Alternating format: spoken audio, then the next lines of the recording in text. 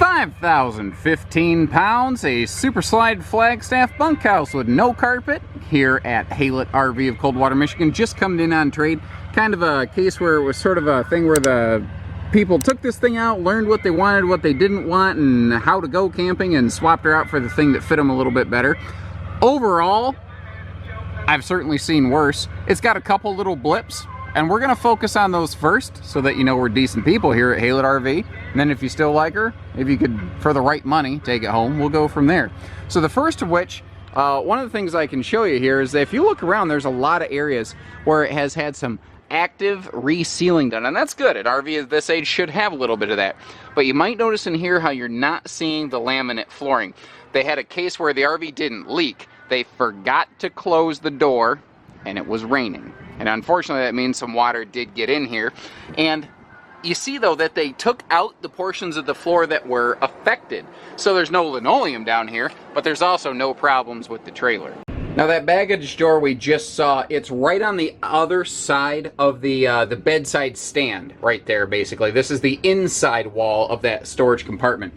And generally speaking, everything is good here. I was walking through and I noticed, and it's hard to even find, there's one, I mean, I can't even find it now. There's one somewhere, little soft spot that I detected. And obviously it's so minor, I'm having trouble looking or finding it, even though I know it's there. So, but I can walk all over this thing. Like, I mean, I can, it's not a problem. This thing's not falling apart.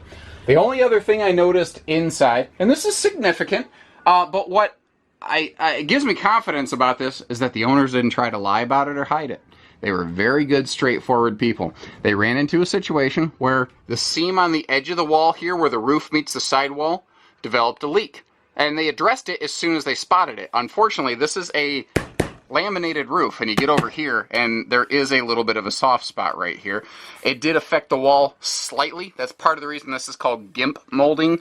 The wall to roof transition isn't always a clean cut line, so they put this little molding on there to kind of clean that visibly up. It did cause this panel to swell a little bit, which caused this to pop out. Now, this is not ideal, but it's also not major. It's not structural, and it's not getting worse. But we take the time to show you that kind of stuff here at Haylett RV. A lot of places won't. There's two other little things that, again, are cosmetic I wanted you to be aware of. I don't even know if it's going to show up on camera, but if you're standing at the right angle, you can see how the fiberglass skin right here in this brief little diagonal has popped away from the substrate below. Now, if I pound on it, it's still super solid. You will see the same thing if I come around the corner here, up in this rear corner. This does not appear to be anything related to water penetration. It appears to be 100% related to solar heat causing gases to expand, and this is called toad skinning, or a combination of that and towing stress and twisting and flexing, because these are high stress areas.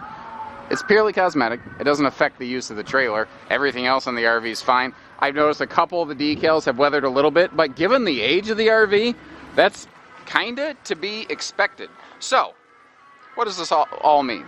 Well, you know already that you can buy with confidence from Haylett RV because we went out of our way to show you this stuff, and in fact, we talked about it first. So, if as long as the money's right and there's no other big bombs that are going to go off, which there aren't, and you'd still consider owning the RV, then stay tuned and we'll see what else it has to offer, which is quite a bit. It's actually in pretty good shape. But if those are disqualifying factors for you, if they scare you, they spook you, I totally get it, I understand it. But remember, you can buy with confidence here, and we've only got about 500 other things for you to look at. So let's see what else is good in this camper, or tune into another one of our videos. Alright, so we got the scary stuff out of the way. It's all gravy from here. This is a classic ultralight open concept design. What I mean by that is we have a classic sofa galley slide, meaning kitchen and sofa slide. Galley is an old marine term that's sometimes still used in the RV business. And no privacy wall in front of the bed. Those two things will significantly reduce the length, size, weight, etc. of an RV and make it far lighter and more manageable, which is why this thing's not even 5,200 pounds dry weight. It also doesn't hurt that it has an all aluminum, all laminated structure. You do have a privacy sort of accordion wall that you can close off in front of this bed for privacy. And I love how this brand always handles the storage under the bed. They've always done things a little different. Like you can see the quad dresser drawers and additional storage door down there. Dual bedside stands, and that is a heated mattress. I can see the hand controller on the bedside stand over on the right. And those dual stands plus those power outlets right there, they were originally intended for things like lights and fans and alarm clocks, but in the modern age, those have repurposed themselves seamlessly, flawlessly, and thankfully into CPAP stands. The slide over here, everything in the RV works without a hitch. It's all in good working order, and I don't necessarily expect you just to take my word for that. There's too much money involved here, and you probably don't know me from Adam. I respect that. So all I ask is if it looks like everything's kosher, feel free to call our team, ask a couple questions, and before we make the sale official, we'll pull it up to the building and plug it in. Hook up some propane, let you see everything in working order before you make it official. I think that's fair. Now, there's an interesting thing here. So, real quick note, yes, the sofa and the dinette can fold down into beds. But secondly, this is a deceptively large kitchen because you look at it and you're like, I don't know, that looks kind of small to me. But if you slide over beside it, you see how much counter space exists behind the the stove and the sink. Perfect space back there for things like appliances, and there are some power outlets under the overhead cabinets next to that vent hood. Interestingly, you see this vertical cabinet right here? That's actually part of the slide out. So some of that pantry storage slides with the slide, which is a little different. This was made before everyone felt they needed some kind of 99-inch flat screen TV on the wall. So it's got a conventional camper sort of miniature TV corner hutch.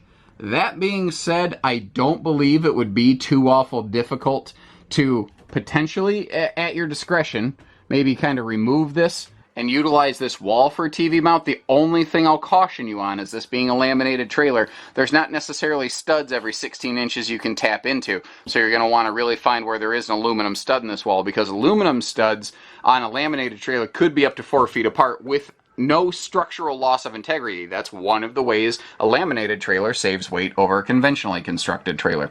Good door side window coverage on this too, whether it's over here in the bed area, and these are tilt open jealousy style windows for airflow in the bedroom, by the way. The only one that's really not is like the big windows over here by the dinette. And I love these little entry area stands. That's something I wish more brands would come back with, but a lot of brands have phased it out because it does tend to stretch the length of the RV a little bit. The table's free floating, which means it can float outside for picnic use, which is pretty darn handy. And the microwave is in a really weird spot on this one, but I suppose it works. I've never seen one of these with the microwave up there. I've always seen it located right there. It almost makes me wonder if this was like an early generation version of this floor plan that was later revised to just make that a normal sort of over dinette cabinet area. The refrigerator and now this is either a pantry or a closet as you walk through the middle here, but it does give you good handy storage, and it also kind of works as a bit of a divider line where you're like, back here's the bunks in the bathroom.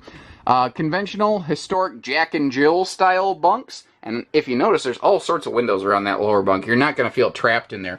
One of the things that this bunk style actually does well is it gives better cooling airflow to the top and bottom bunks. One of the things we don't talk about a lot for some reason in the RV business is the double over double bunks that kind of replaced this. The top bed has a direct ceiling central air vent, but the bottom bed doesn't have as much airflow. So this is actually going to be a little bit more comfortable for the kiddos. A split bath design, which is something that, as a dad with a little kiddo, I appreciate. Because if one of us is using the bathroom, somebody else can wash our hands, brush our teeth, etc. And you're not brushing your teeth in the or washing your hands in the kitchen sink where you prepare food after you use the bathroom. Back here, little light and viewing window in the bathroom. I'm going to guess most people leave the shade shut on that full time.